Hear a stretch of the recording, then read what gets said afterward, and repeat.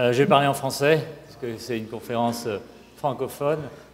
et enfin essentiellement francophone, et on est dans un territoire francophone. Merci d'abord aux organisateurs de m'avoir invité. Je dois dire que ça faisait très longtemps que je voulais venir en Polynésie française, à Tahiti. C'est un vieux rêve. J'aime bien parcourir le monde, mais je n'ai jamais réussi à venir jusque-là, même si à Hong Kong, on se sent un petit peu voisin du Pacifique Sud. Alors, ma présentation a un titre un peu étrange, parce qu'elle porte sur la compétition diplomatique entre la Chine et Taïwan, dont vous êtes, à mon avis, familier dans le Pacifique Sud. C'est une des régions du monde où Taïwan a encore un certain nombre de ce qu'on appelle d'alliés diplomatiques, 4 aujourd'hui contre 6 il y a 2 mois.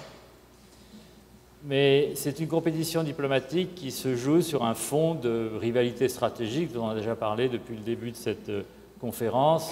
entre la Chine et les États-Unis, rivalité stratégique qui est de plus en plus évidente, et qui est, je dirais, pas seulement stratégique, hein, elle est aussi économique, et puis elle est aussi idéologique, comme vient d'ailleurs de l'évoquer d'une certaine manière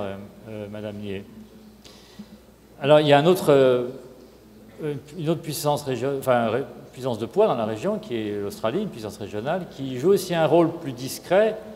dans cette compétition sino-américaine, qui devient aussi d'une certaine manière une compétition sino-australienne, et qui aussi voit ses intérêts s'articuler d'une certaine manière à cette compétition entre la Chine et Taïwan. Alors, c'est donc une compétition à 2 niveaux, mais je dois dire dès le départ que toutes ces puissances, que ce soit les États-Unis ou l'Australie ou d'autres puissances dont je vais parler plus tard rapidement, le Japon ou la Nouvelle-Zélande, sont des pays qui ont des relations officielles avec la République populaire de Chine, ici depuis assez longtemps, mais qui,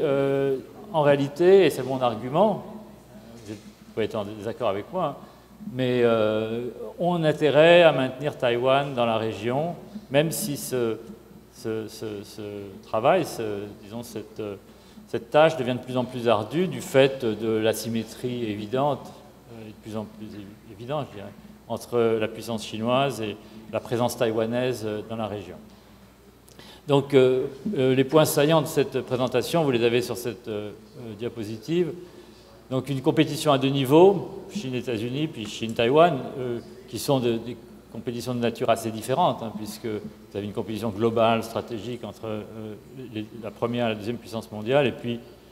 une compétition pour la représentation de la Chine, qui est un peu un héritage de la guerre froide, mais qui perdure parce qu'il n'y a pas de solution en vue pour le règlement de cette question, et que Taïwan est un État de fait indépendant, dont le statut diplomatique est menacé, puisque Taïwan n'a plus que 15 alliés dans le monde, mais qui, sur la carte du monde, et si vous allez à Taïwan, vous vous apercevez vite que c'est un État qui a tous les attributs d'un État au regard du droit international et de la Convention de Montevideo. Alors, la montée en puissance de la Chine, la BRI, enfin les Belt and Road, et évidemment de changer la donne, y compris dans cette partie du monde, et ça a suscité un nombre d'inquiétudes que j'évoquais il y a un instant, non seulement des États-Unis, mais aussi de l'Australie et puis d'autres pays de la région. Cette prise de conscience ne veut pas dire que pour autant les États-Unis ou les autres, ou l'Australie ou les autres pays qui ont une influence dans la zone vont pouvoir freiner cette marginalisation diplomatique de Taïwan. Je crois que c'est un jeu qui est en train peut-être de se clore, mais qui pourrait, et on verra dans les années qui viennent, perdurer pendant un certain temps. Mais ce qu'on voit quand même, par-delà cette compétition diplomatique entre la Chine et Taïwan, c'est un besoin de coordination diplomatique, et c'est évoqué plutôt dans cette conférence, entre les États-Unis et les autres pays qui ont une influence dans la zone. Alors, cette compétition à 2 niveaux, là je la présente rapidement pour ce qui concerne surtout Taïwan, donc qui n'a plus depuis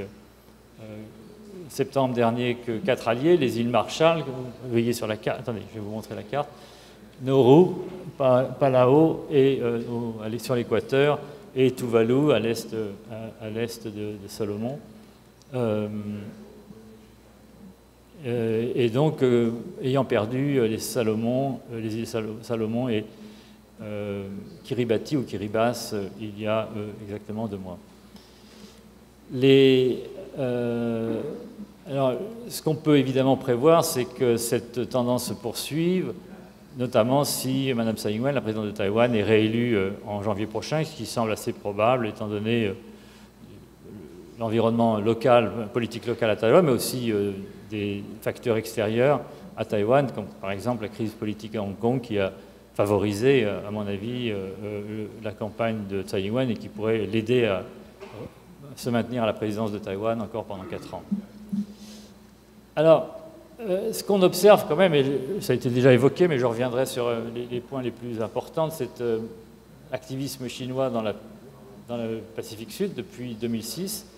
Pourquoi 2006? Parce que c'est la date du premier sommet Chine, pays insulaire du Pacifique, un sommet de coopération économique et de développement, qui a eu lieu à Fidji en 2006 et où le Premier ministre Wen Jiabao s'est rendu avec l'annonce d'un prêt important que vous voyez sur ces 3 milliards de dollars qui a été concessionnel, un prêt concessionnel qui a été... donc un peu l'entrée de la Chine dans le Pacifique Sud est suivie par un deuxième sommet en 2013, puis un troisième qui vient d'avoir lieu à Samoa, il y a un mois, présidé côté chinois par un vice-premier ministre, Hu Chunhua, quelqu'un d'important dans la hiérarchie du Parti communiste chinois. Alors aussi des relations économiques en développement très rapide, qui est intéressant d'ailleurs d'observer au regard des événements récents, c'est le fait que les Salomon, qui sont depuis longtemps le premier partenaire commercial dans la zone, le deuxième étant la Papouasie-Nouvelle-Guinée, le troisième Samoa, le premier partenaire de la Chine. Cette relation, ça a été ponctué aussi par une augmentation des visites officielles. Et c'est assez exceptionnel qu'un président de la République d'un grand pays puisse se rendre ici dans la zone 2 fois en 4 ans, une fois au Fidji en 2014 et une autre fois récemment en PNG à l'occasion du sommet de la PEC. Alors l'aide croissante a été évoquée déjà par Gizen hier et d'autres. Cette aide est très importante, surtout depuis les dernières années. Si vous regardez l'évolution des chiffres, elle est assez... même si... impressionnante, même si au regard de l'aide totale chinoise, c'est que 4% de ce total. Alors il y a un exemple que j'évoque qui est intéressant parce qu'il est récent, c'est l'exemple des îles Salomon, où donc, la Chine a déjà des relations économiques depuis longtemps et s'est montrée active dans un certain nombre de domaines, la pose d'un cap sous-marin, enfin tentative de pose d'un cap sous-marin, le ralliement très récent donc, de Salomon à la route de la soie, et puis cette annonce qui a fait beaucoup de bruit dans la presse d'un lease de 75 ans sur l'île de Tulagi, donc juste à côté de la capitale, au nord de la capitale de Honiara, mais qui a été démenti assez rapidement et qui, à mon avis, cette affaire relate, le reflet de dissensions au sein du gouvernement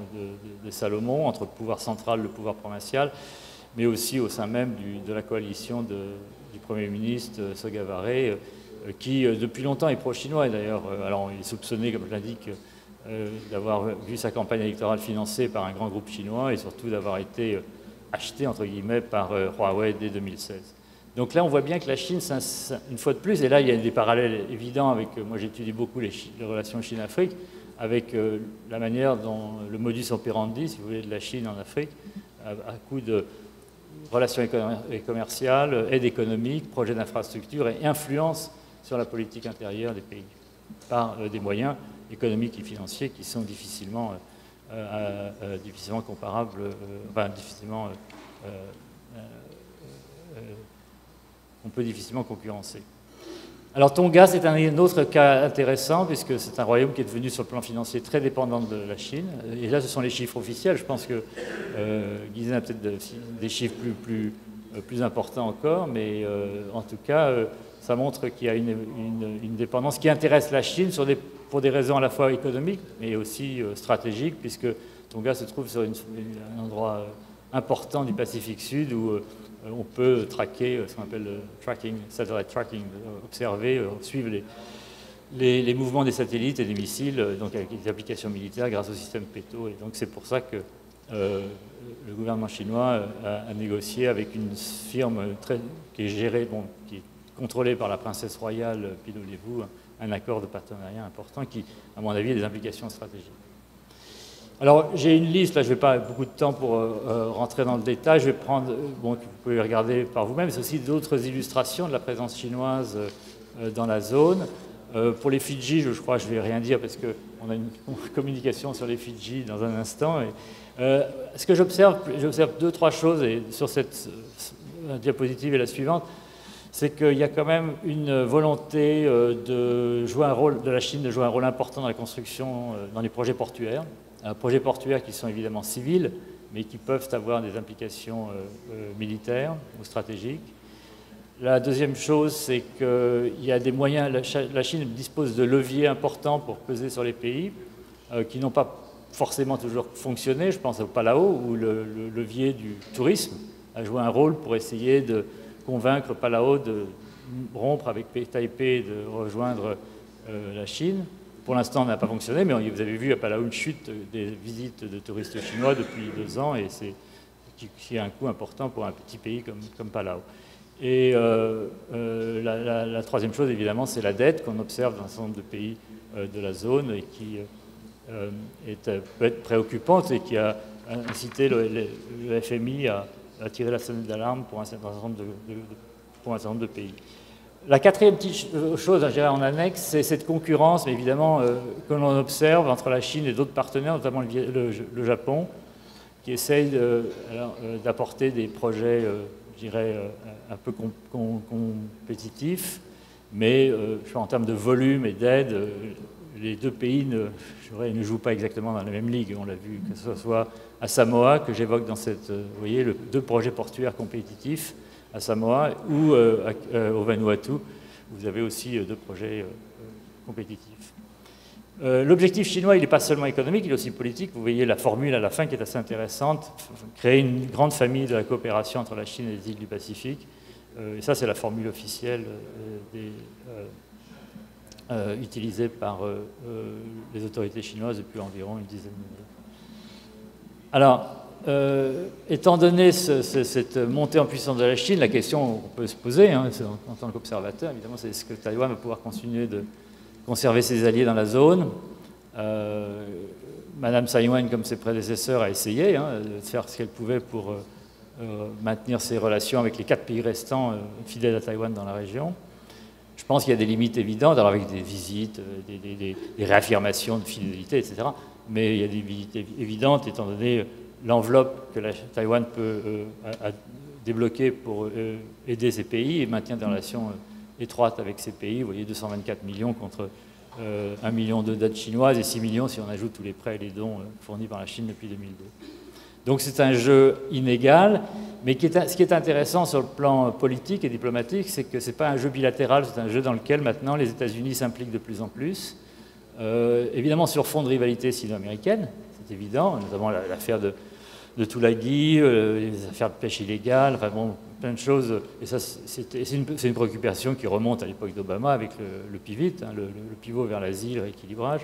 mais qui s'est évidemment renforcé depuis que le Pacific Command a été rebaptisé US Indo-PACOM il y a quelques années. Alors, les États-Unis ont un rôle de sécurité, notamment dans le Pacifique Nord, que vous connaissez tous, avec le COFA,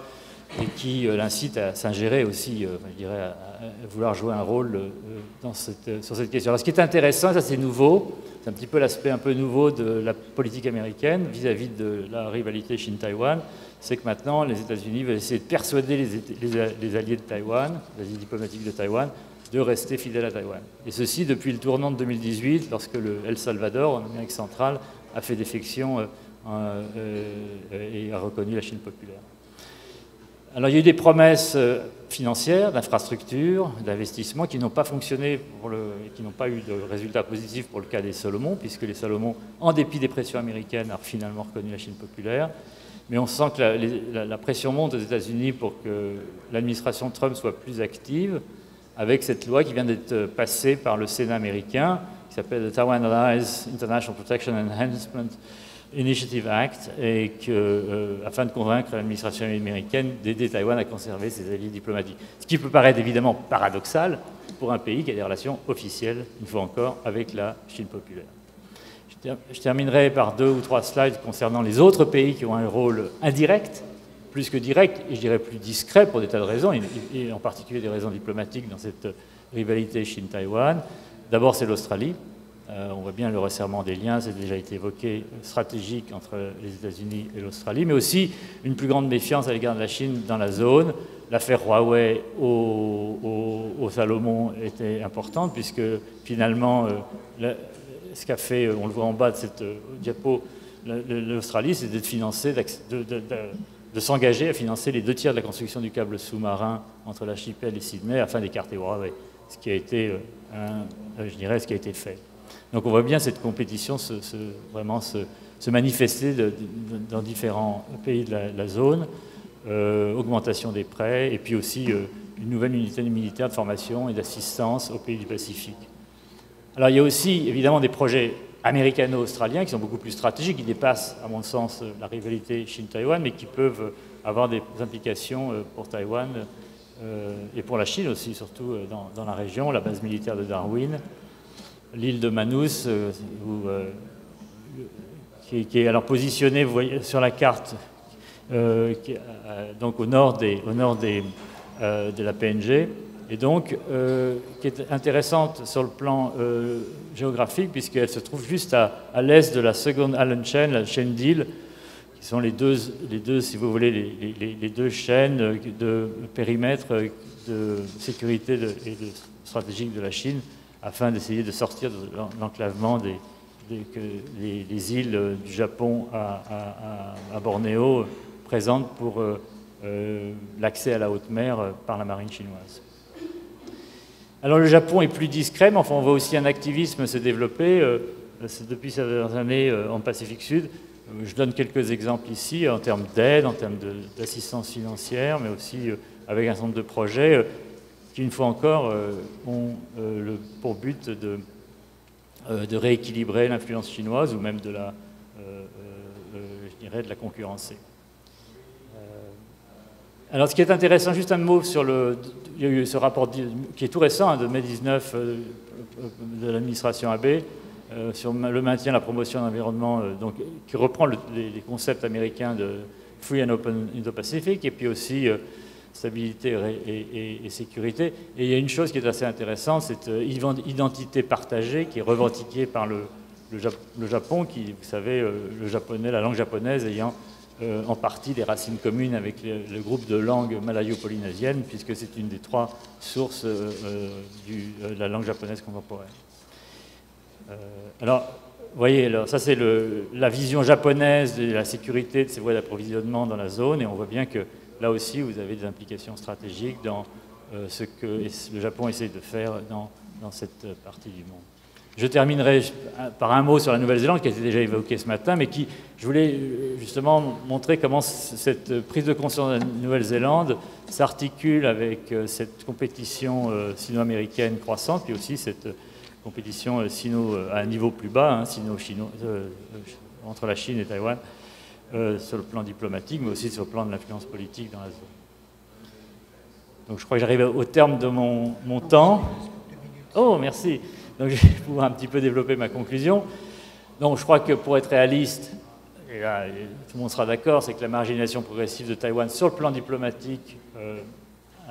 dans le Pacifique Sud va se poursuivre. Peut-être que les États-Unis, pour des raisons stratégiques, va peser plus fort pour maintenir les relations notamment avec les îles Marshall,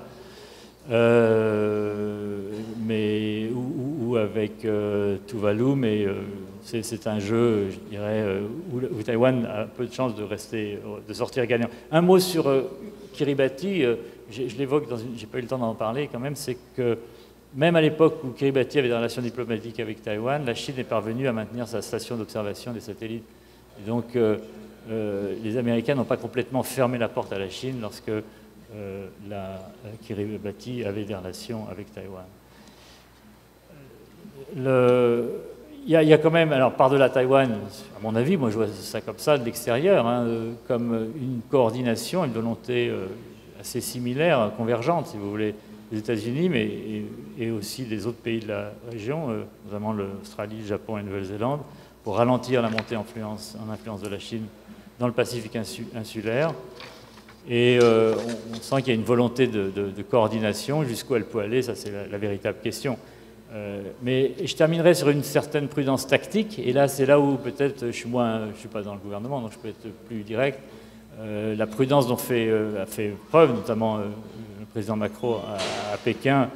en essayant de mettre en avant les points communs ou les convergences avec les États-Unis, à mon avis, avec la Chine, à mon avis, n'enlève rien au fait que c'est une prudence qui, à mon sens, reste tactique, parce qu'il faut ménager les intérêts et les susceptibilités des États insulaires, mais que cette confrontation reste importante. Et là, et va, à mon avis, dominer les années qui viennent. Et je termine donc par cette citation qui est intéressante du Premier ministre de Samoa, qui dit écoutez,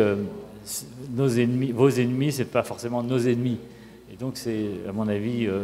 pour que la stratégie de l'axe Indo-Pacifique réussisse, il faut ménager aussi les susceptibilités, les intérêts des pays de la zone et essayer aussi, à mon avis, de faire preuve de prudence tactique. Voilà, je vous remercie de votre attention.